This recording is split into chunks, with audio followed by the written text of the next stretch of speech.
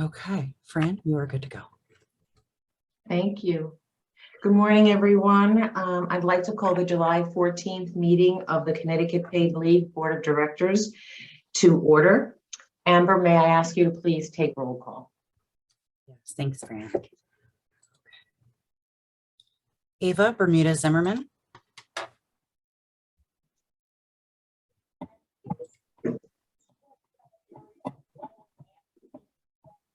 Ava, I think she's on with us. She's connecting. Okay, Yeah. Here we go. Okay, Isha Canada. Present. Adrienne Cochran. Present. Britt Marie Cole Johnson. Present. Daryl Dudzinski. Present. And on behalf of DAS, Deputy Commissioner Mark Raymond has been designated to stand in for Michelle Gilman. Thank you for being here, Deputy Commissioner. Sheila Hummel will not be joining us today. Sal Luciano. Sal, has Sal joined us today? No, he is not. Okay. Alex Marcelino. Okay, I don't believe Alex has joined us. Fran Pastori. Here. John Scott. Here. Mike Soltis will not be joining us today. Molly Weston Williamson. Here. Holly Williams will not be joining us today. And Justin Zartman. Oh, actually, Holly Williams is here this morning. Oh, hi, Holly. Hi. Thank you so much. Thanks. Okay, and do we have Justin here today? I didn't see him. Okay. I don't see him. Ava. This is Ava. My audio is working now, so I'm present. Thank you, Ava. And Fran, I'd just like to let everyone know that Senator Kushner has joined us. We have a Thank quorum. you. Thank you so much. And good morning, Senator Kushner. Thanks for joining us today. And I'd like to also thank the public for joining us. We have a full house today. So first item on our agenda is to review and approve the minutes of June 9th, which were distributed last week.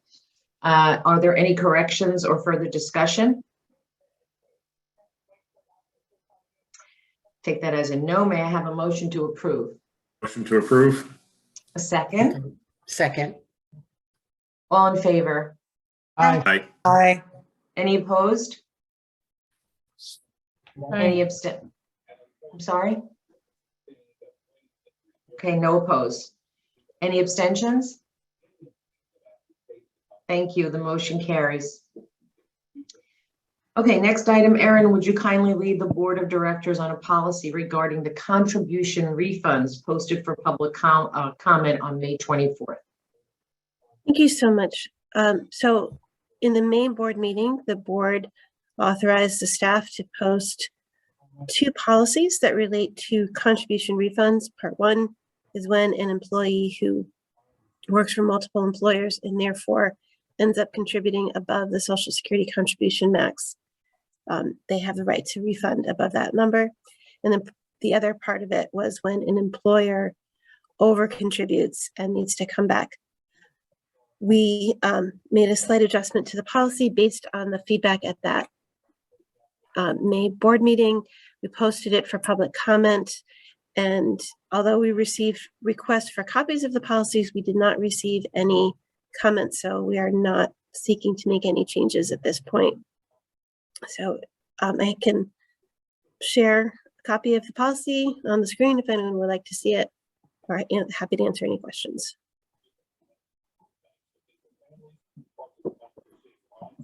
Erin, I don't need to see a copy of the policy, but I have a question, and it's a question that I find I'm getting asked often, if I may. If you're above this, if your salary is over or your income is over the Social Security maximum, what is the maximum contribution rate? I mean, I could calculate that, of course, but I'm just curious because I find that a lot of, and I share this with Andre, a lot of sole proprietors and single member LLCs find it confusing that are over the Social Security maximum. Right. So right now the Social Security maximum is 148,000 and something. So I think the maximum contribution for the year would be approximately 720, I think. I know we have it on some of our training slides, but I don't have that number memorized. That's okay. I that's what the number that I've been sharing. And I just wanted to make sure that I was exactly right, because I think that those are important numbers to communicate. So Right. thank you for And then sharing that. Thanks for just as a confirming note, that. it does, the Social Security contribution rate is reviewed every year and may go up. So Mhm. if that goes up, we will adjust our information accordingly. But again, anything, once a person hits that 148 and change, then the contributions are supposed to cease. And so if any are made above that number, we return it. Got it. It's probably a really good idea for those folks like the single member LLCs and the sole props. It's probably a good idea for them to know if you're over this amount, this is the maximum number. Just my 2 cents from having, dealing with that population on a regular basis. Thank you so much. Okay, is there any further discussion? Any other questions? I just Sure. double checked that number, Erin, and I believe it's $147,000 for the year, just to clarify. Okay, So, thank you. so the 0.5% calculation would be $735. It's always good for Dave to be here to check my math. Thank you. Your math was good, was just double checking the number for the IRS regs. So wasn't a comment on your math, I promise. That's excellent. And that's just really good information for not only us to have here, but for us to be conveying out there, because even leaving people to calculate that in our system, there's always a question. So I'm glad that we got that. Thank you so much. If there's no further discussion, may I have a motion to adopt the policy regarding contribution refunds? Motion. Oh, Thank you. A second? second, Daryl. Thanks, Daryl. All in favor? Aye. Aye. Any opposed? Abstentions? Okay, the motion carries. Thank you so much, Erin and everyone. Andrea and Dave, you are up. Would you kindly lead the board in a discussion regarding the proposed salary adjustments for the staff? Great. Dave is going to share his screen.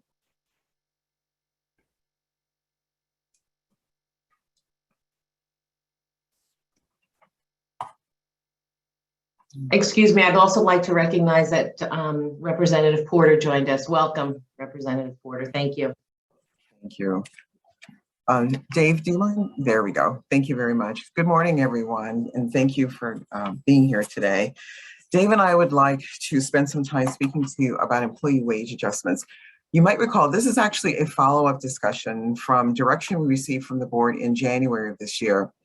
So the board very kindly and generously adjusted my wages in December through January of this year, and then gave us direction as a senior team to continue that wage adjustment process for the rest of the organization.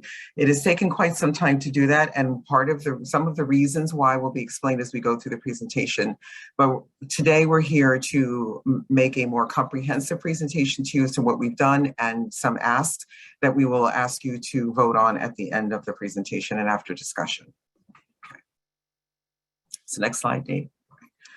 All right, so the first thing we want to talk about is by statute, some of the employees that work for the authority are considered covered employees, meaning that they are eligible to join collective bargaining units where their positions have essentially an equivalent in state government that would also be in a collective bargaining unit. There was a significant amount of work that needed to be done in order to identify those individuals and in order to have them properly mapped, so to speak, so that they would be in the appropriate bargaining units. There is only one agency in the entire state government that does this, and that is the Office of Labor Relations. They are the sole agency that bargains with all collective bargaining units, and they do that through an organization known as CBAC, which we will talk about in a bit. So we've been working with OLR for quite some time, handing them all of our job descriptions and working with them to do, and also with DAS HR, which has been an enormous support and help. And I really want to publicly thank them for everything that they've done and continue to do for us so that we could properly identify those positions that are considered covered and should be in a bargaining unit. Now, we knew that when we passed our budget for 2022, 2023, that the CBAC agreement was still being negotiated. Based on some history from other negotiations in the past, we had a general sense of what might be budgeted in terms of increases and the like. But in the end, some of those adjustments are actually significant, in some cases significantly, in some cases slightly higher than budgeted. But in addition to the work we've been doing, pursuant to the board's direction, although we waited for the CBAC agreement to sort of settle out and be passed by the state legislature, we did implement the 3% increases for those who have been working for the agency for at least a year or more. Then, in addition to that, we had been doing, as you might know, quite a bit of hiring over a period of time. And in that process, we also took the opportunity to make sure that there was wage equity and parity, where there were positions that had let's say an equivalent in state government, and where they didn't, it gave us an opportunity to do some research in the marketplace, understanding that there was a, let's call it a factor that you would apply, knowing that we would not pay the same as you would pay in the private sector, but sort of trying to make some adjustments for where we believe that job might lie in state government, because every job we have is not a job that has an equivalent in state government.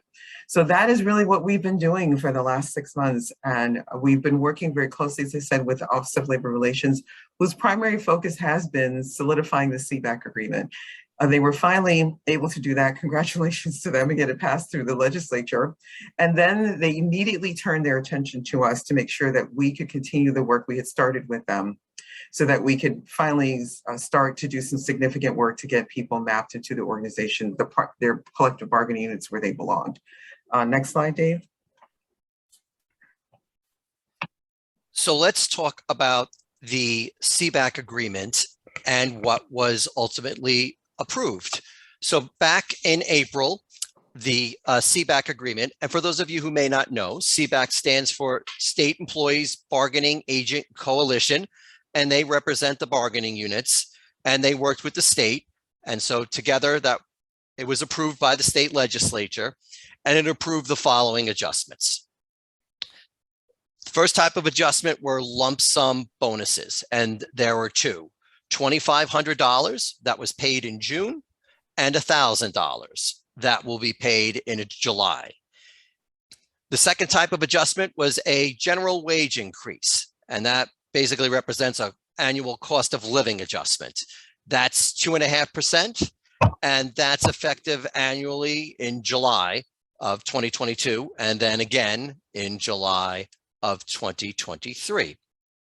The third type of adjustment is what's called an annual increase, and that's at 3%, and that's also annual, and it's effective this coming January 2023. In May, the governor extended these adjustments to those who are non-represented. In other words, they're not in a bargaining unit. Sometimes those staff are called managerial staff. They're not in a bargaining unit. But in the state's pursuit for all adjustments to be the same across the state for employees, they passed it and extended those adjustments to those in the executive branch who are non-represented. Now, those adjustments don't automatically flow through to the authority, because according to our bylaws and our plan of operations, we can't have any unbudgeted expenditures over $5,000 that can be made without board approval. So because we have a board of directors, we need board approval for those type of expenditures.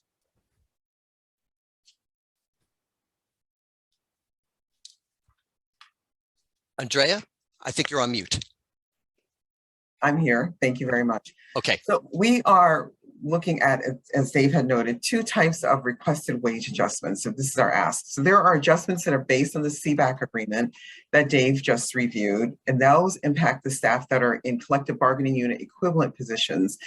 And let me just explain a bit. They have not yet formally moved into their collective bargaining positions. And again, we're working with OLR to make sure that that happens. And they've been wonderful and continue to help us communicate with the respective bargaining units so that transition can occur. And then we also have the adjustments, as David just outlined, that impact the non-represented staff.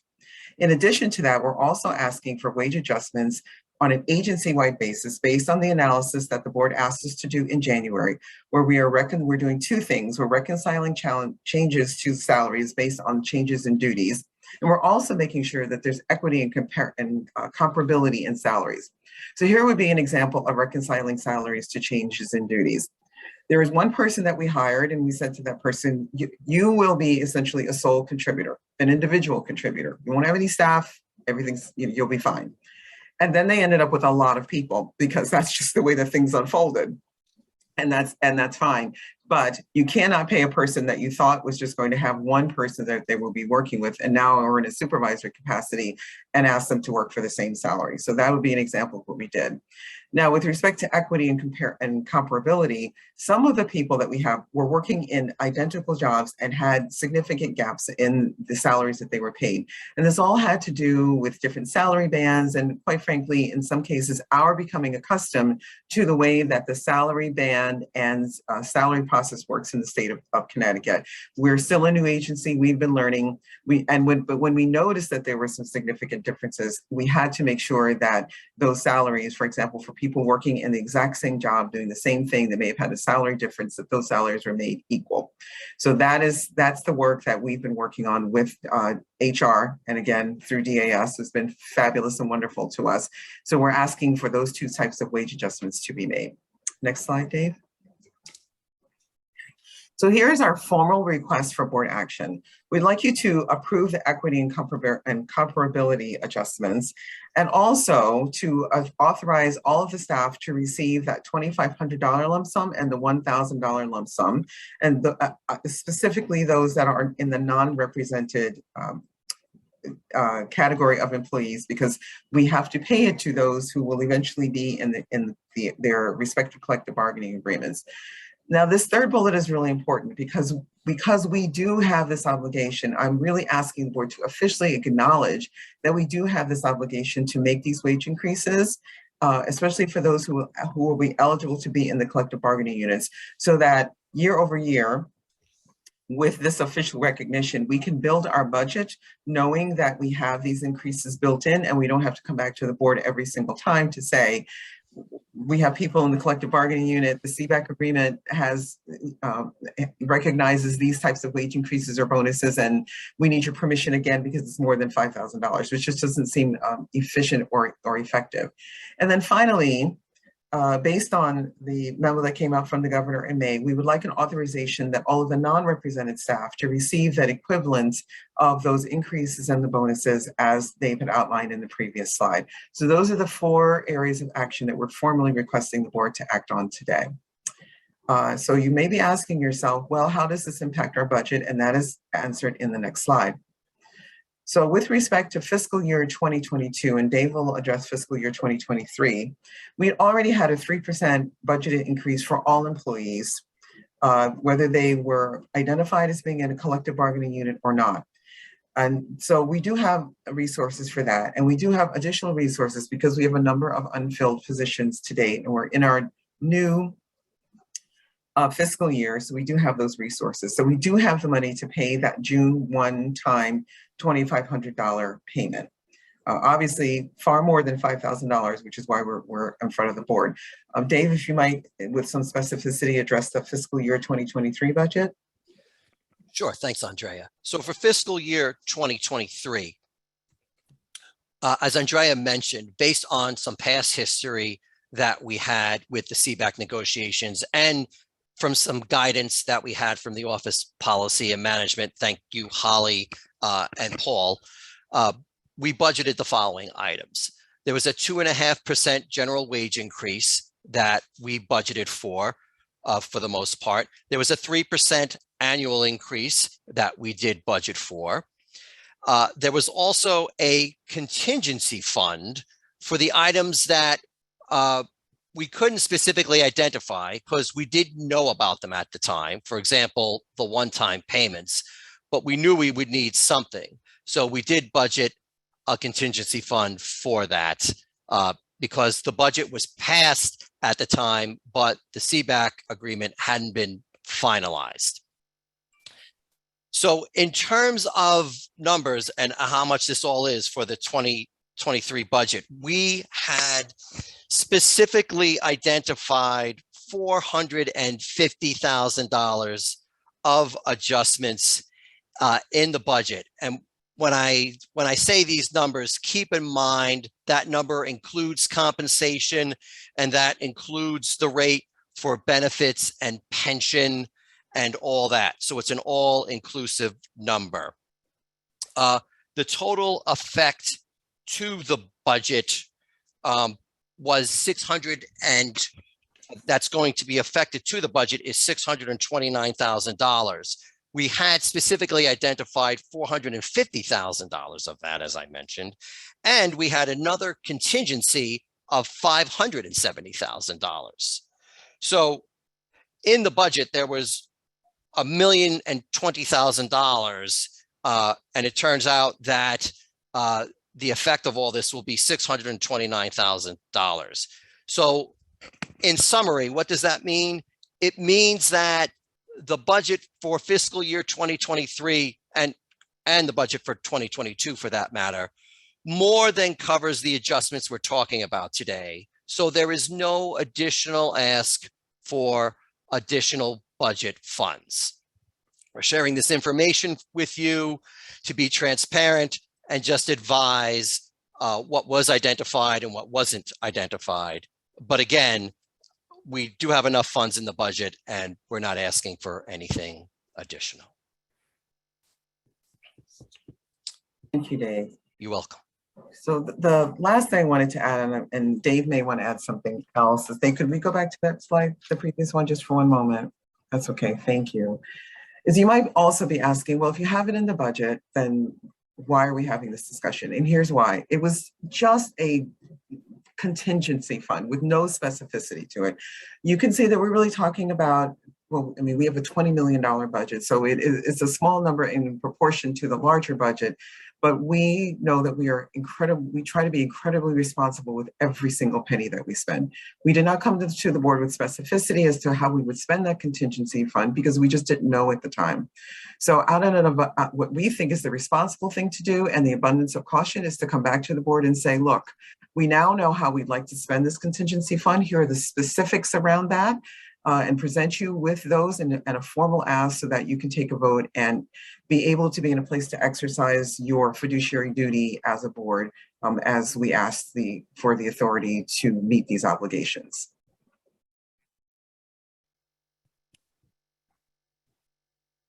Now we can go to the questions. Actually, maybe we can take this down so we can see everyone and maybe go back as people have questions. Thank you. All right. Does anybody have any questions? Any points of discussion? That was a really excellent presentation. Thank you all so much. Really thorough, and I understand all of it. Anybody else have any questions? Okay. Sounds good. No questions? There is one. Oh, I'm sorry. Holly. No, I apologize. I know that there's a digital hand that I can never quite find fast enough. I had just a quick question. If Andrea, if you wouldn't mind just repeating the four action items again. Yeah. Why don't we pull up the slide again?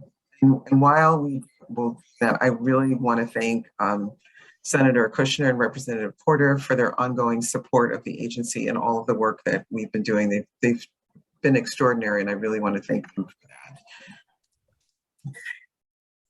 Okay, so this, I think, Holly, this is the question that this slide answered the question you just asked.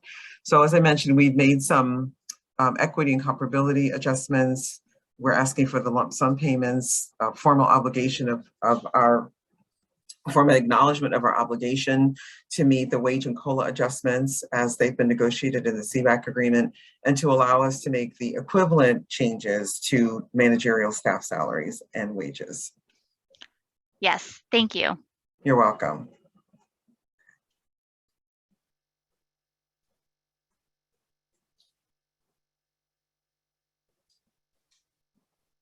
Okay, thank you. Any other comments or questions?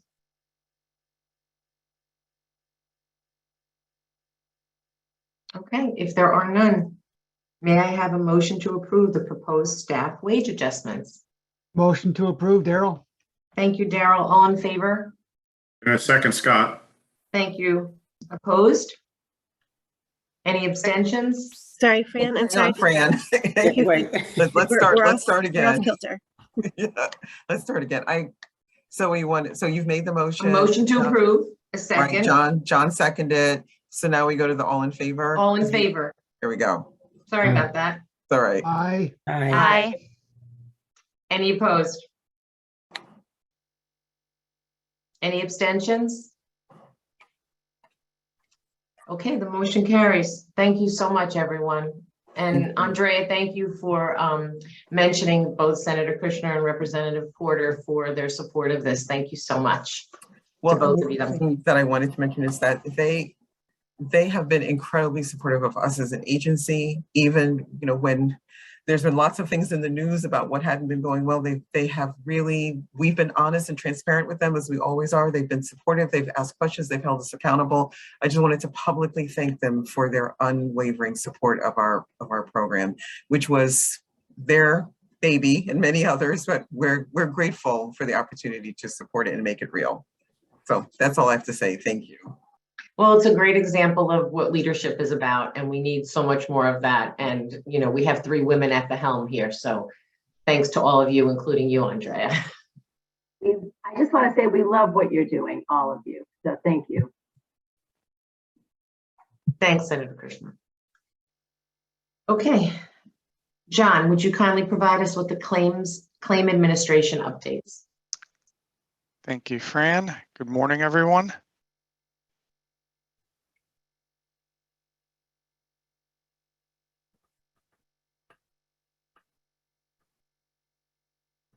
We can see your screen, John. Thank you. Okay, claims presentation for today. So these are claims filed through July 11th, and we have a total number of claims in at this point of 54,512. We have seen an increase in filings both in May and in June. May was 7,675 and June ticked up to 8,112.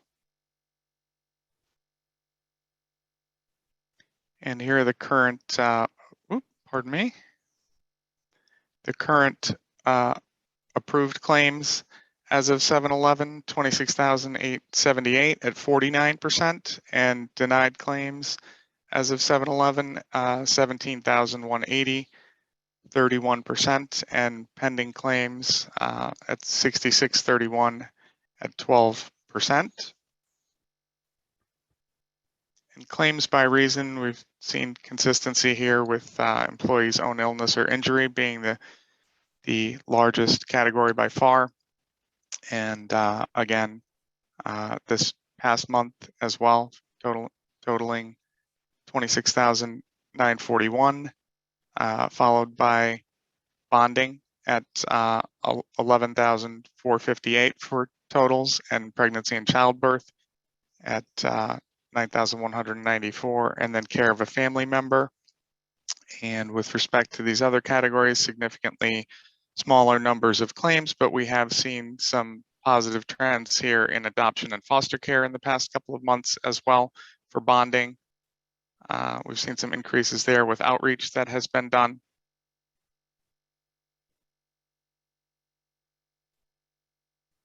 And looking at some demographic information, claims by age group, again, the 26 to 41 is by far the largest. These are all cumulative statistics as well, and followed by the 42 to 57 and the 58 to 76 age group, and then claims by gender as well.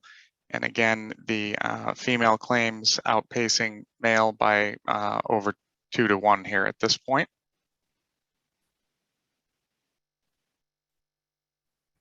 And we broke that down a little bit further by request here. So you can see claims by age group and leave reason combined, own injury, illness, caregiver, bonding, and pregnancy and childbirth. by age group.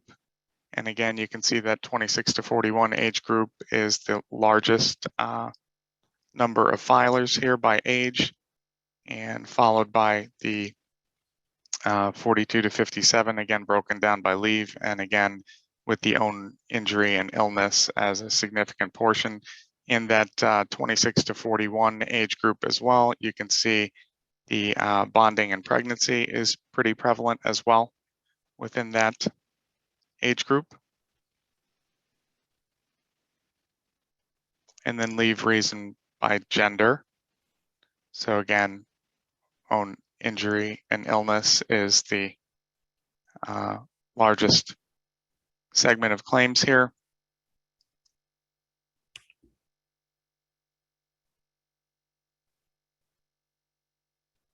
And then continuous, intermittent, and reduced schedule claims by month.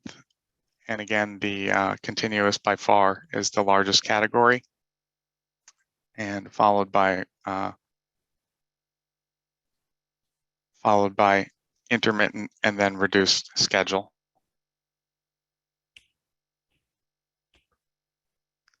As far as utilization goes, there have not been a lot of changes. Things have been fairly consistent here with regard to the towns that are topping the list, as we have calculated those statistics by claims per 10,000 residents. And we can see Canaan is still up at the top of the list. So some rural areas mixed in with some of the more urban and suburban areas as well in our top 10 list there.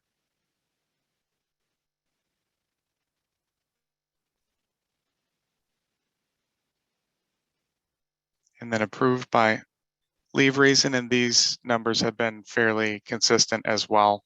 The employee's own injury or illness is the largest category there at almost 44%, and followed by bonding at 28.6 and pregnancy at 18.6 as well.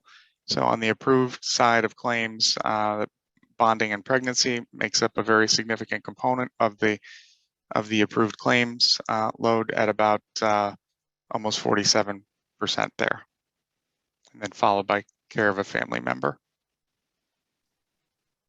Then we added some other information this month as well. We did a trend analysis over the last 3 months of some of those call center statistics that we have been presenting on a monthly basis, kind of on a static, either week to week or monthly, individual month basis.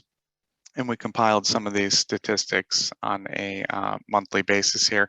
So now we're looking at the total calls, percent answered in 30 seconds, and the abandoned call rate as well.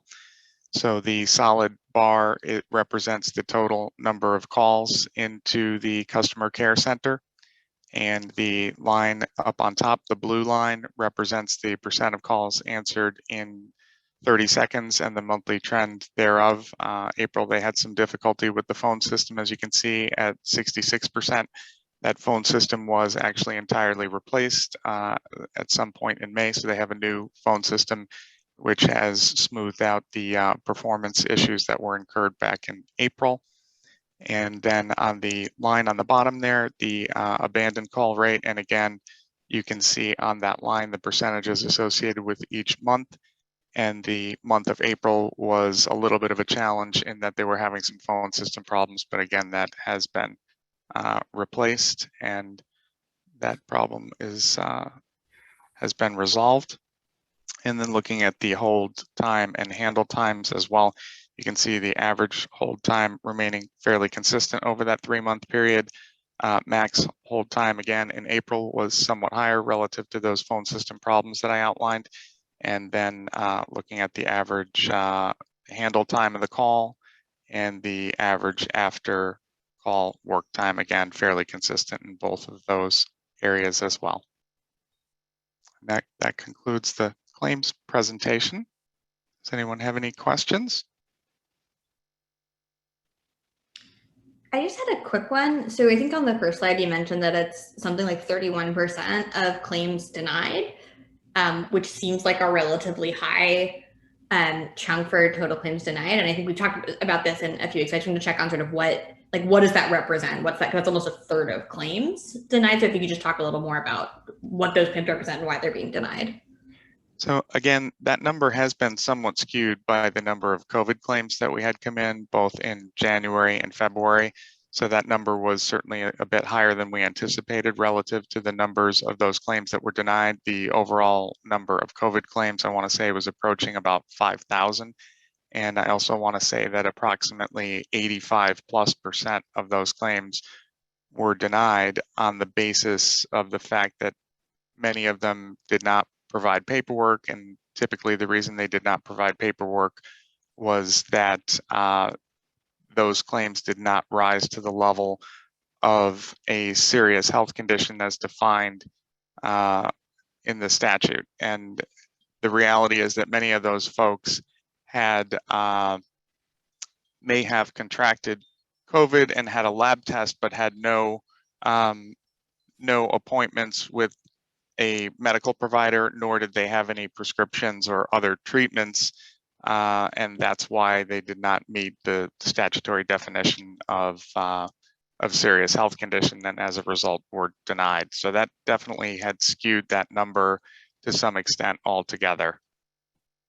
Got it. So the 31% is a cumulative number that includes the January non-serious COVID spike. That's correct. And I think we did send out some information, I want to say a little over a month ago, to the board about the differential and where that would be without the COVID numbers. And we could certainly take another look at that if you had some interest in it as well.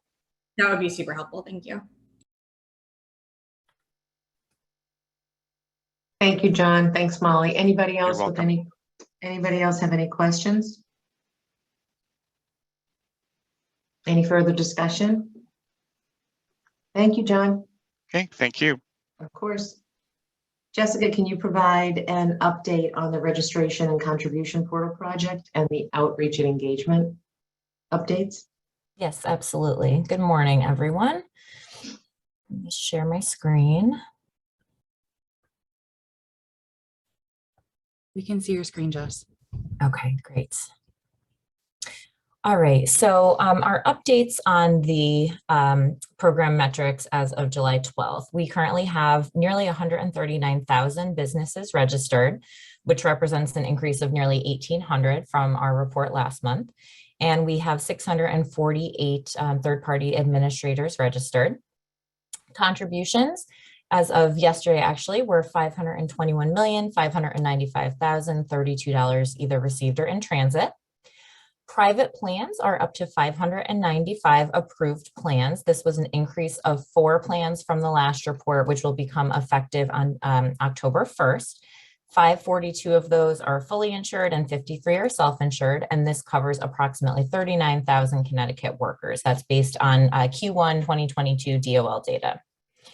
For our contact us inquiries that come in through our website, we currently have just over 300 open contact us inquiries. 463 new inquiries were created this month and 416 were closed this month, which brings our total since inception to over 38,000 inquiries. On our small business support and benefits team advisors, our internal team, they currently have 55 open cases, 69 new created this month and 64 closed this month. And that brings their total to nearly 1,300 since they started this work in January of this year. And I'll say, we get really great feedback on the support that both teams provide.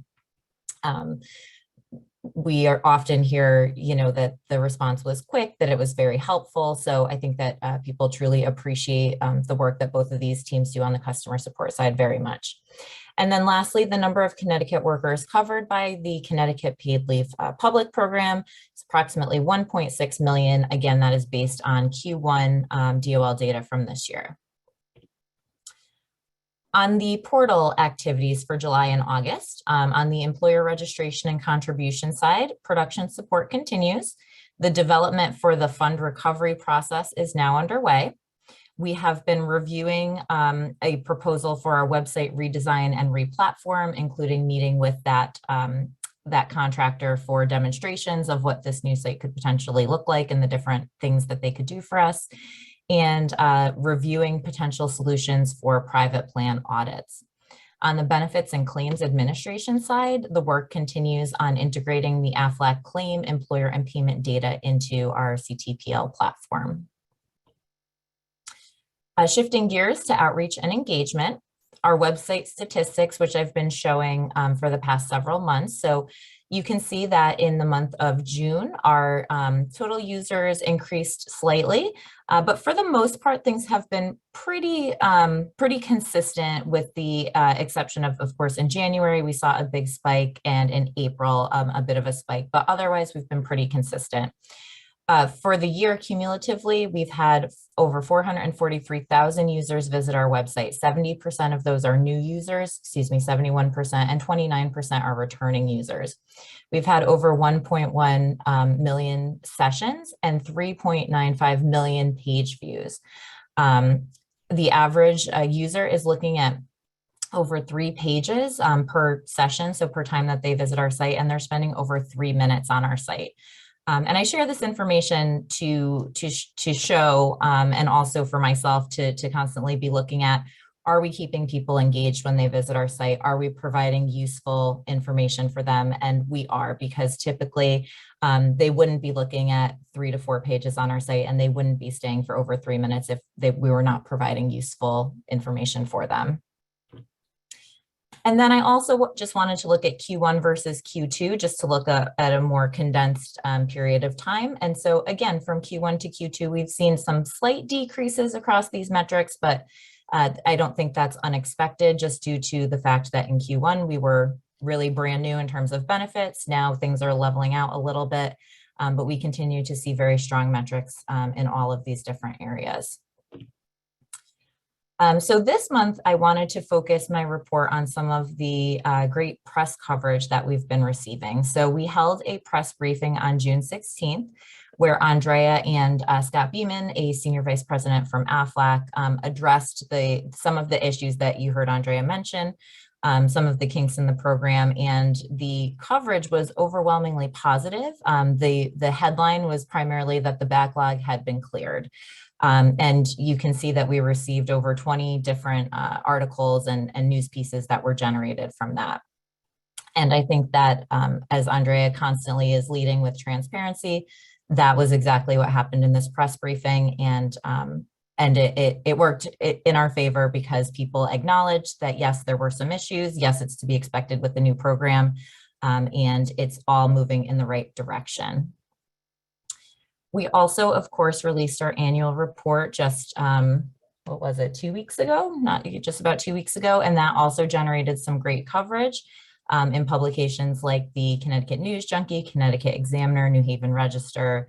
The CBIA also published our report. Again, some great coverage in terms of the work that has been done over these past 2 years. And in terms of our podcast, Nancy has continued her fantastic work on the podcast. She has released 3 new episodes since I last reported to you on this. So in the middle of June, there was actually a partnership podcast with WBDC. So Nancy and Fran sat down and talked, and it's a great episode. Please listen if you haven't done so. There was also an episode with Quelf that was released at the end of June. And then just Monday of this week, Nancy released one where she spoke with Commissioner Sadi from the Office of Veterans Affairs and talked about how paid leave can benefit military families. We're up to over 753 total downloads. Again, this podcast has only been going on for not quite 6 months, I think. So we're very, very encouraged by the continual progress and how this is spreading. And then lastly, Andrea and Congresswoman DeLauro went on a media tour with a couple of outlets in New Haven last Friday. They were on Good Morning Connecticut on WTNH. They interviewed with the Hearst Connecticut editorial board, and they interviewed with KC 101 radio, and that generated, again, some great press. And if I could, I'd love to ask Jacqueline to just speak about how this kind of kickoff will lead us to do some additional work in this space. Great. Thanks so much, Jess. We're really excited about this. It's to twofold purposes, just to let them know about what's going on with Connecticut paid leave in a specific congressional district. We provide data related to that congressional district so they understand how it's impacting the communities and the great work that is being done locally, and also to try to advocate at a federal level as well. I know it's local press, but to also raise the issue about what a federal paid leave program could do. So it's exciting, and it's a different take on it. Local meets national. And next up, we are working with Congressman Courtney's office to do the 2nd congressional district. You may have seen in the top towns usage, there's a few from the 2nd congressional district. So we're getting good usage there, and you want to make sure that there's even more awareness about the program. So, and we'll move along the state as well. As Jess showed the links on the coverage from this past one with Congresswoman DeLauro. Some of those articles ran in the Hearst outlets down in the 4th congressional district, which is helpful because it helped spread the news down there. So it's exciting. It's a little inventive, and I just want to give a shout out to Carter Johnson, our communications consultant, who's helped put that together, and Jess as well. A lot of good work, and yeah, we'll keep going. So. And I'd like to add that I know Jacqueline won't thank herself, but she has been, so this was her idea, and she really, as you can imagine, getting Congresswoman DeLauro just in terms of scheduling to be able to do this was a lot of work, and Jacqueline really made that happen. So I want to thank her very much for coming up with this idea and then helping us along with Carter bring it to reality. Thanks, Jess. I'm happy to answer any questions in terms of outreach and engagement that anyone might have. Jessica, I just wanted to give, kudos to you and Jackie, because I think the whole strategy with Congresswoman DeLauro and our congressional delegation is absolutely brilliant. And it really elevates not only paid leave, but so many things that Connecticut is leading on right now in this time, in this place, in this world that we're living in. And especially with regard to paid leave, we're really leading in the nation on so many things. And this is just an exciting time for Connecticut. And so kudos to all of you for this great work that you're doing. And the outreach is really commendable. Thank you so much. Thank you.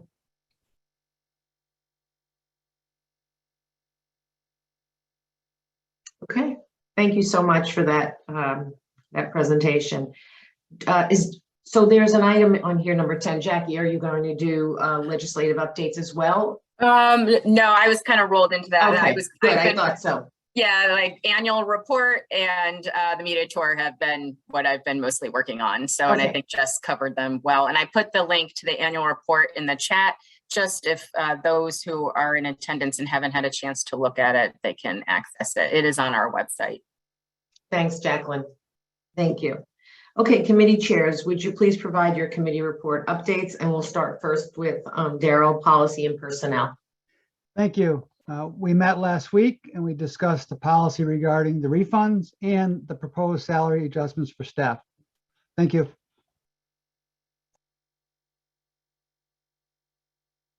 Thank you.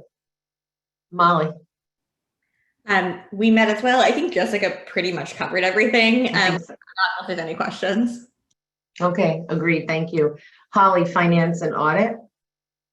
Yes, we met last week and we had we discussed the various salary increases that were touched on today and went through the financials that were presented today.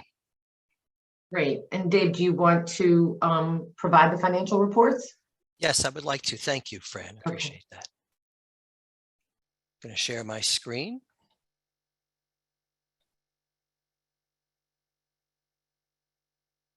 We can see your screen, Dave. Amber, thank you as always. Okay, so we're going to talk about the month of May and give a preview through June. So for the month of May, the expenditures were almost $1.2 million. And that was primarily made up of salaries and related benefits of $495,000. We also made a seed repayment of over $318,000 because we have unused seed money. And so instead of making the monthly seed repayment that we usually make from the contribution fund, we said, well, we'll use the unused seed funds to pay back the seed money we owe. So we did that in May, and we're going to do that again in June. Also in the month of May, we had $125,000 for the contact center, $115,000 for licenses, and $88,000 for our outreach efforts that Jess spoke about earlier. Cumulatively, since inception, the authority has spent over $25.3 million, $12.3 million in the current fiscal year. And the categories that money have been spent on have been the employee contribution system, salaries and related benefits, our support teams, the benefit claim system, post-production support, and outreach, the typical categories that we have been spending on historically. So there hasn't been much of a change there. In terms of bond funds for the month of May, we still do have $12.2 million allocated, but in the month of June, we did have another $3.8 million that was made available as a result of the bond commission approving that amount in the month of May. So that's almost $16 million that we do have allocated and made available. Through the end of May, we've used almost $11 million, just about $29,000 in the month of May by itself. We have about another $200,000 that's earmarked for future use. So we'll have a little over $1 million left available, and the $3.8 million that we'll be using on additional projects. Bear with me 1 second.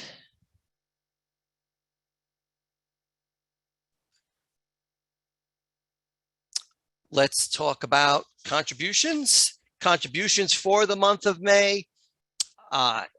We got in $1.5 million of contributions. Also earned $274,000 of investment income. That's higher than normal because the rate that we're earning on our short-term investment fund, otherwise known as STIF, has gone up in recent months, and it was at 0.8% for the month of May. So we were pleased to see that. Also in the month of May, we paid out $20.4 million of benefits. And so at the end of the month, we had just about $391 million in the fund. To date, I apologize, my screen is not cooperating with me this morning. For inception to date, the authority has received almost $518 million of contribution funds.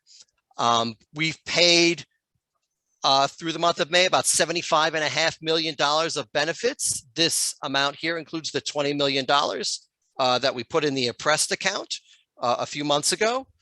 The admin expenses have been about $9.5 million for the administration fee to AFLAC, and the CTPL administration fee is as budgeted at $19.4 million.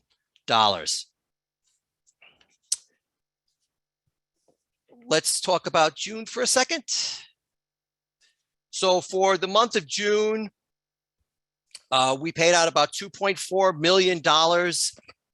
We caught up with some expenses. We paid out about $1.1 million in maintenance and support to Slalom. That was about 6 months. We had received some billing later than usual, and we had some discussions with them on some discrepancies and questions we had on the billing, but we cleared all that up, and we pay that in the month of June. Employee expenses were $561,000. We paid 2 months of United Way support bills in the month of June, again, to catch up. Our appeals administration expenses for grievance adjudication with DOL was $200,000 through the first calendar quarter of the year through March 31st. And we had almost $100,000 in insurance, annual insurance renewals, and another $79,000 in stakeholder outreach. In June, again, we made another seed repayment from unused seed funds that we didn't use. So we didn't have to use contribution money for that. Contributions paid were $27.1 million in June. That's a little higher than usual because we pay that out weekly. And so we actually had 5 weeks in the month of June, the way the calendar fell. So we had another week in there. And that makes our benefit payments through the end of June so far over $112.2 million in benefits paid so far. Monthly claims administration fee to AFLAC was the usual $1.9 million. And we paid out almost another $200,000 from bond money for the various projects we're working on. Contributions through the end of June were $518.7 million. And as Jess mentioned earlier, through the day before yesterday, they were over $521.5 million collected to date. So it's hard to believe to say this, but it's already July. So where do we think we're going to end up for the month of June? We haven't closed the books yet. We're still doing year-end closing and all that. But we expect to be about $3 million ahead of budget. So we'll be coming in at about almost $12.1 million of expenses.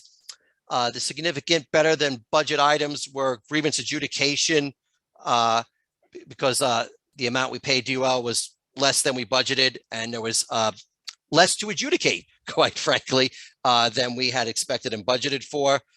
Salaries and related expenses were lower than expected because positions were filled later than we had budgeted for.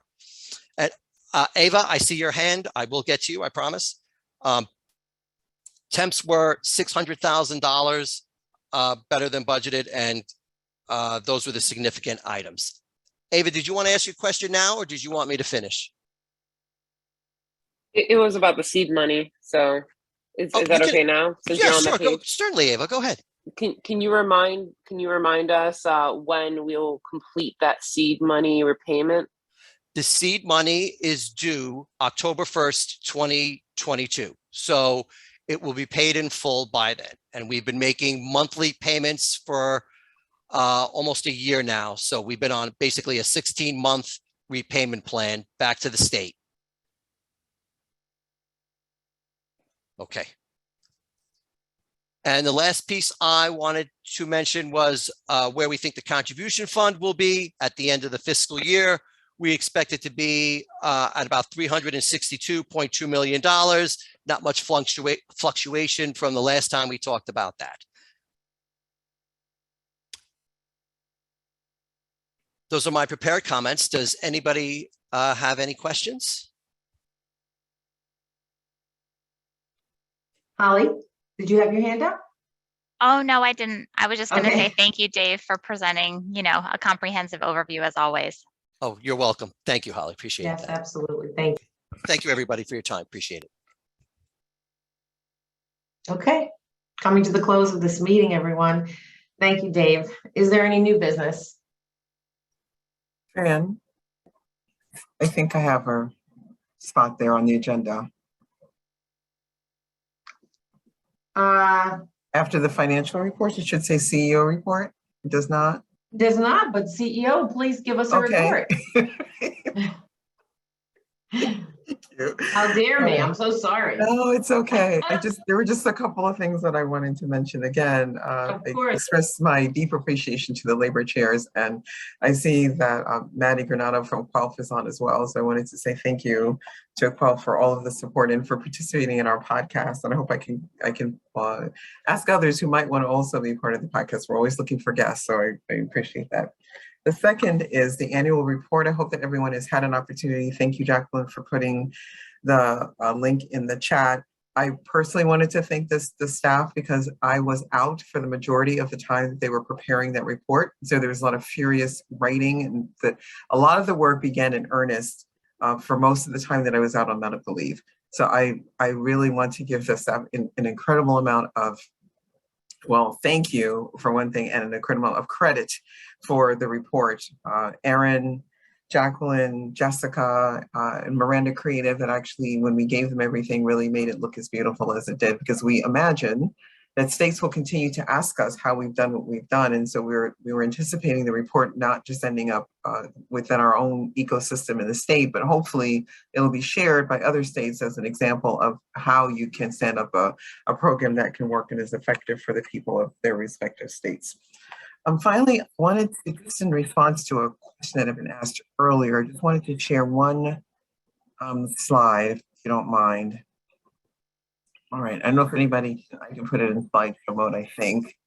We can see your screen. You can see my screen, okay. So we'll do that, there we go. All right, then it just went away. All right, I don't know why. I don't know where it just went, here we go. All right, so this kind of gives you an overview of what's been paid as of July 11th. So you can see that we've made close to 190,000 payments to close to 22,000 people for over 1 million days of leave.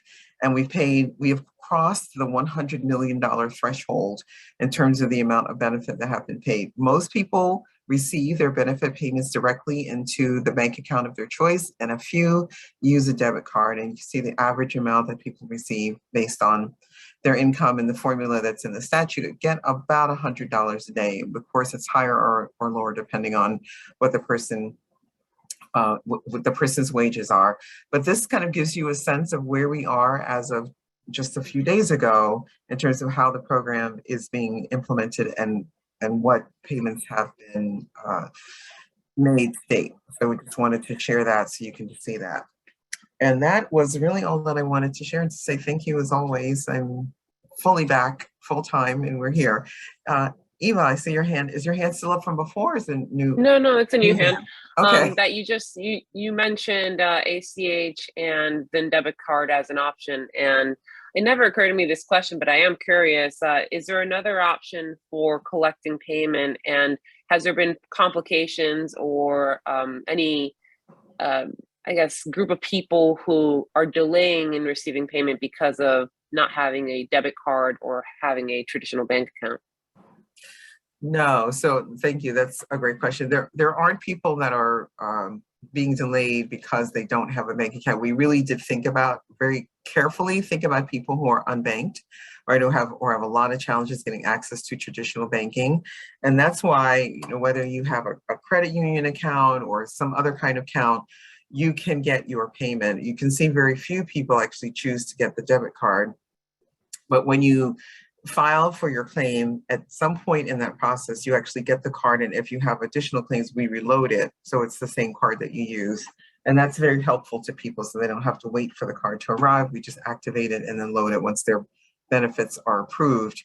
But most people do get it in their bank account. The only delays that occur would be the delays we experienced when we had our backlog. So people did experience delays then. Or if they didn't quite understand how to make the choice between the debit card and their bank account. And sometimes the bank account information may have numbers that are transposed or missing, and then that could cause a delay as well. But the vast majority of people get their payments and haven't really expressed a challenge in receiving it in the two ways that we offer it. Just one more follow-up. Do we ever give them an option of giving them a debit card or a prepaid card through us, similar to what 2-in-1 does for childcare providers in Care for Kids? I'm not quite sure I understand, but let me see if I can answer it. So AFLAC is, it not only makes the claims determinations with our oversight, they also have a relationship with a vendor that actually manages the payment of the direct deposit into an account and also issues the debit cards. So we at the authority— So they do issue. Okay, so AFLAC does issue. Okay, yes. That was my question. Oh, okay, sorry. Yes, no, we personally don't do that at the authority, but yeah, AFLAC the distinction is that the "we" that I implied is not necessarily us. It's Okay. the subcontractor. Yeah. Okay. Yes, yes, so the subcontractor does that. Does issue. Okay. Thank you. Yes. And that was all I had, Fran, unless anybody has questions for me. Thanks, Andrea.